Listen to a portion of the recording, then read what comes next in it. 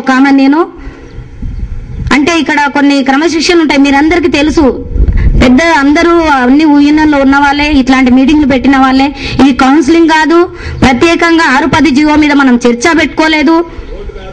ఇది ఇక్కడ ఓటు కాదు, ఇక్కడ మీడియాను, ఇక్కడ ఉన్నటువంటి మేము ఒక తెలంగాణ వాదం బలపడాలి, తెలంగాణ రాష్ట్ర సాధన అనే ఏకైక మార్గంతో ఎన్నో 3 ఏళ్ల కృషితోని ఫోరం అనేది ఏర్పాటు చేసినాం. ఇట్లా అన్నమాట. ఇప్పుడు ఇది వాతావరణం, ఉపాధ్యాయ సంఘాలు ఉండే వాతావరణం. నా యూనియన్, నీ యూనియన్, నా పత్రిక, నీ పత్రిక, నీ మెంబర్, నా మెంబరు. 100 యూనియన్లకు మెంబర్షిప్ ఇచ్చిన దాన్ని అండి నేను 15 ఏళ్ల సర్వీసులో, 16 ఏళ్ల సర్వీసులో. అదే తప్పు.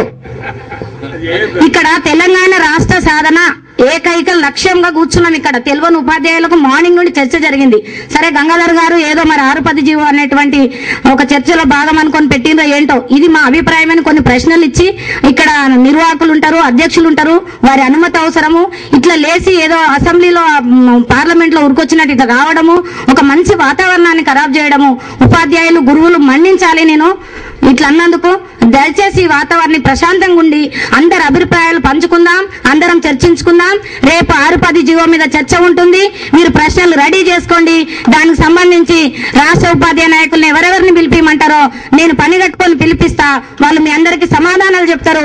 సమాధానాలు చెప్పని పక్షంలో ఆ యూనియన్ల పరంగా ఏదన్నా మిస్టేక్ జరిగితే మీ అందరి ముందు సవిన్యంగా ఒప్పుకోవడానికి వారందరూ కూడా సిద్ధమే.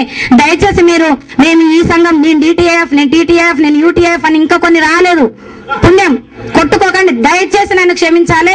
చర్చల్లో పాల్గొనండి, అధ్యక్షుల వారిని గౌరవించండి, నిర్వాహకులను కొంచెం కనీసం మమ్మల్ని కూడా దృష్టిలో పెట్టుకొని ఈ వాతావరణాన్ని ఇట్లానే ఉంచేట్టు ప్రశాంతంగా కొనసాగుతారని తెలియజేస్తూ ఈ వేదిక టైం ఇచ్చినందుకు అధ్యక్షుల వారికి మీ అందరికి కూడా కృతజ్ఞతలు, ధన్యవాదాలు. తెలంగాణ ఉద్యమవుతున్నటువంటి తెలంగాణ పిల్లలకు విద్యను ఏ విధంగా అందించాలనే దాని మీద మాట్లాడగలరని కోరుతున్నాను.